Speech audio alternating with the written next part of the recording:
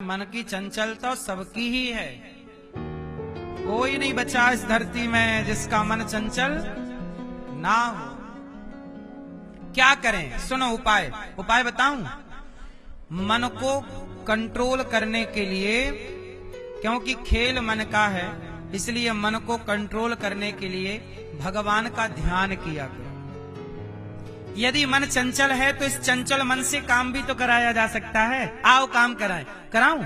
मैं आपको 2 मिनट का ध्यान करा दूं, सही जगह मन लगा दूं आपका, कहो तो लगवा दूं। चलो मैं आपको कराता हूं ध्यान। आप कहते हो मन चंचल है, जिसका मन जितना चंचल होगा उसका ध्यान उतने जल्दी लगेगा। इसलिए चंचल है, कहते ना दूध फट जाए तो घबराना नहीं चाहिए। दूध फटने से घबराते वही हैं जिनको पनीर बनाना नहीं आता, क्योंकि पनीर बना लोगे तो उसकी कीमत निकल जाएगी। ऐसे ही है कि चंचल मन, यदि आपको समझाना आ गया, तरीका आ गया, तो चंचल मन से आपका नुकसान नहीं होगा। दूध फटेगा तो नुकसान, बस तरीका होना चाहिए पनीर बनाने का। तो आओ, जिसका मन जितना चंचल है, मैं आपको एक उपाय बताऊंगा जिससे आपकी चंचलता का फायदा आपको मिल जाएगा। फिर आप खुद कहोगे मेरा भी काश मन चंचल होता। वैसे आपका चंचल है मन। आओ, जैसे मैं अपने मन को कहां लगा के रखता हूं, देखो। मन को थोड़ा डांटा करो। कई बार मन कहता है रबड़ी खाएं, मन कहता है जलेबी खाएं, मन कहता है ये खाओ। नहीं, यदि मन के हिसाब से खाओगे ना तो 50-60 में मर जाओगे। इसलिए मन के हिसाब से ना खाओ, स्वास्थ्य के हिसाब से खाओ कि क्या खाना सही है और क्या खाना गलत है। कई बार मन कहता है, डॉक्टर ने बोला शुगर है आपको चाय नहीं पीनी, मीठा नहीं खाना, लेकिन मन कहता नहीं नहीं दीपावली है, थोड़ा रबड़ी खा लेते हैं। मन नहीं माना, रबड़ी खा ली, शुगर पार हो गई लिमिट से, और लो ये पार हुई तो क्या हुआ, हो गए टैं। किसने मार दिया? मन की चंचलता ने। अरे कंट्रोल, ये मन के हिसाब से चलोगे तो रबड़ी खवा खवा के मार डालेगा, जबकि डॉक्टर ने मना किया है ये मत खाओ। कई बार आपको परहेज करना पड़ता है, क्योंकि परहेज ही दवाई है। परहेज ही दवा है। यदि परहेज नहीं किया तो बीमारी कई गुना बढ़ेगी। इसलिए मन को कहो क्या देखें। अब जैसे एक छोटी सी एग्जाम्पल के साथ मैं आपसे बात करूं। एक साधु थे, संत जा रहे थे मस्ती से। सवेरा सवेरा संत नहा धो करके पूजा पाठ किए, अपना भजन किए। 10 बज गए सवेरे के। उन्हें लगी भूख, तो वो अपने जंगल से गांव की ओर बढ़े कि चलो गांव में कुछ मिलेगा खाने पीने। वो साधु थे, आज यहाँ कल वहां, आज इस गांव कल उस गांव, रमण करते थे, भ्रमण करते रहते थे। अब उन्हें लगी भूख, और वहां पे एक आदमी जलेबी बना रहा था। अब ये संत खड़े, जलेबी बन रही है, आहा बड़ा गरम गरम जलेबी, लेकिन साधु के पास पैसा नहीं था। साधु जी गए, भैया राम राम। वो आदमी समझ गया बाबा है, जलेबी मांगेगा। उसने राम राम नहीं, अरे भैया भूख लगी है, थोड़ी जलेबी मिलेगी? जलेबी, डंडा लेके दौड़ा। बड़ा दुष्ट आदमी था। साधु जलेबी मांग रहा है, वो डंडा लेके दौड़ रहा, आना मत। अच्छा ठीक है। अब थोड़ी देर के लिए क्या हुआ, वो जलेबी बनाता बनाता ना उसकी पत्नी ने आवाज लगाई, अरे सुनते हो? वो जलेबी छोड़ के अंदर चला गया। साधु जी बोले ये बढ़िया है, भूख तो लगी है, ये भी अंदर गया। गए साधु जी, 3-4 जलेबी उठाई, कर कर खाई, और जब खाई तब तक वो वापस आया। जब वापस आया तो उसने देखा बाबा जी जलेबी खा रहे हैं। अब दिया उठा के डंडा, 3-4 डंडे मारे। बाबा जी बोले चल भैया हम खड़े से। अच्छा बाबा जी भागे नहीं, बोले हमारे पास पैसा है नहीं, ये 3-4 डंडा मार देगा तो हिसाब क्लियर हो जाएगा। तो जलेबी उन्होंने 3-4 पीस खाई, वो खाई, वो खड़े रहे, उसके सामने खा रहे हैं, तेरी जलेबी खाए। अब वो आया, डंडे मारा 3-4, बोले भैया मार लिए डंडा, अब हिसाब चुकता, पैसे थे नहीं, तो हमने डंडा मार लिया, हमने तुम्हारी जलेबी खाई, हिसाब बना, चलो। अब साधु जी गए, मन में सोचते गए, राम राम राम राम, ए मन तू भी कितना चंचल है, आज मुझे डंडे किसने पड़वाए? साधु जी बोले, आज मुझे डंडे किसने पड़वाए? किसने? यदि मन जलेबी की ओर ना गया होता तो क्या डंडे पड़ते? साधु बोले, मन अब आगे चले तो गैया का गोबर पड़ा था। साधु जी बोले, मन तू जलेबी की तरफ भाग सकता है तो गोबर की तरफ क्यों नहीं जाता? चल आज तुझे गोबर खवाता हूं। तू जलेबी खा सकता है तो गोबर क्यों नहीं खा सकता? देखो मन है, जलेबी की ओर गया पर गोबर की ओर नहीं जा रहा। संत जी बोले, आज तुझे गोबर खिलाऊंगा। गोबर उठाया और अपने मुंह में ठूंस लिया। मन बोला, नहीं नहीं नहीं, अरे गंदा है, क्या गोबर खा रहे हो? बोला, नहीं, तू जलेबी खा सकता है तो गोबर क्यों नहीं? अपने मन को डांटा और 4 दिन तक अपने को खाना नहीं दिया।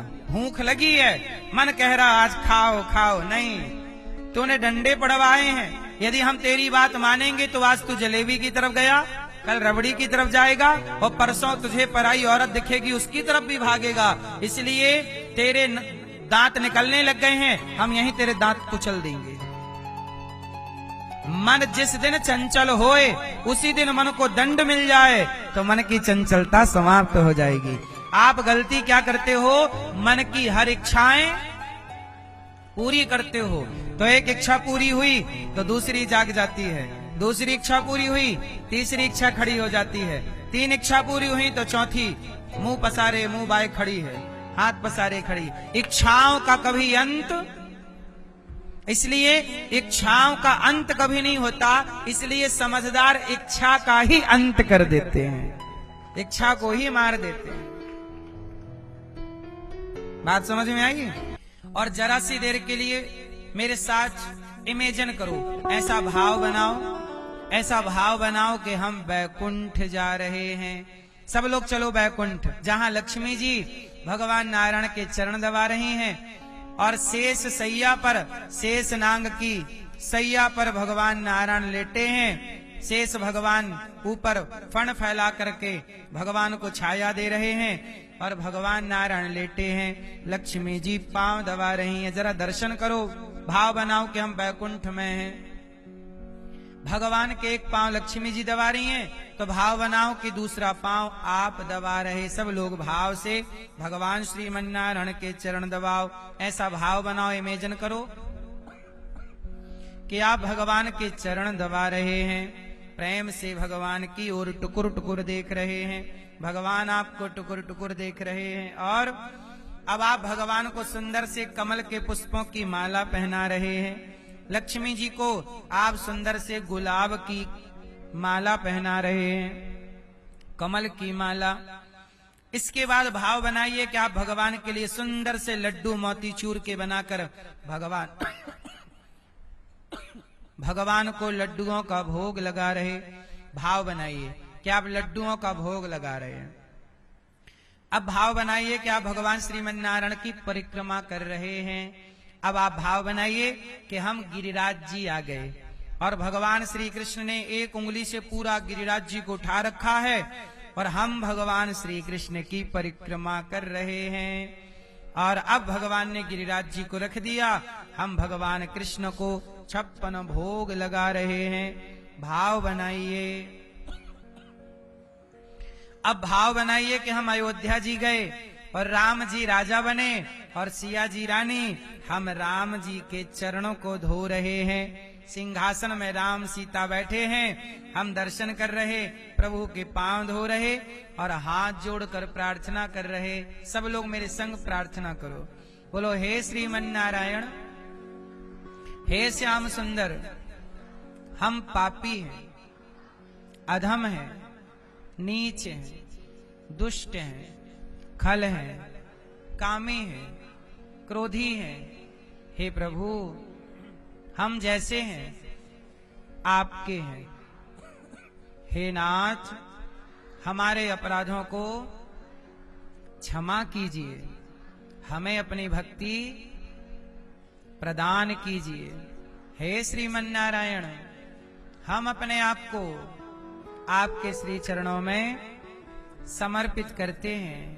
हे प्रभु, हमें स्वीकार कीजिए। माना कि हम पापी हैं, पर जैसे हैं, हे नाथ, हम आपके हैं।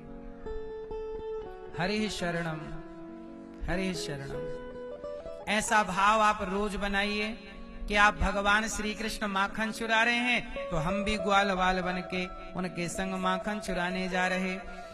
एक एक लीला में अपने को महसूस करिए, यही भाव की पूजा है। भगवान को भाव से वस्त्र पहनाइए, आरती उतारिए, चरण धोइए, चरणामृत लीजिए, प्रार्थना कीजिए। अब आप सब अपनी आंखें खोल लो। देखो, आपका शरीर यहाँ है और आप इतनी देर में बैकुंठ जाके पांव दबा के आ गए, गिरिराज जी में भगवान का दर्शन कर लिया। अयोध्या जी, जो जो भाव में कर सकते हो सब कर लो।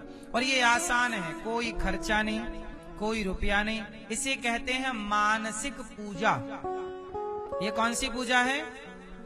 इसी को कहते हैं ध्यान। कि आप भगवान के चिंतन में ऐसे, अभी तो देखो 2 मिनट भी नहीं लगवाया हमने। हम चाहें तो आपको हम 1 घंटे का ध्यान करा सकते हैं, पर कथा में 1 घंटे का ध्यान कराएंगे तो आप कथा डूब जाएंगे। इसलिए घर पे आप लोग ध्यान किया करिए, एकांत में बैठो, भगवान की लीलाओं में डूब जाओ। मन चंचल है तो चंचल मन को वैकुंठ पहुंचा दो। तो आप यदि कहते हैं कि हमारा मन बड़ा चंचल है, तो आप इस तरह ध्यान करके अपने चंचल मन को सही जगह लगाकर अपना कल्याण कर सकते हैं। और धीरे धीरे मन कंट्रोल हो जाएगा, आप मन पर शासन कर सकते हैं। अभी मन का शासन आप पर है, अभी आप गुलाम हैं मन के।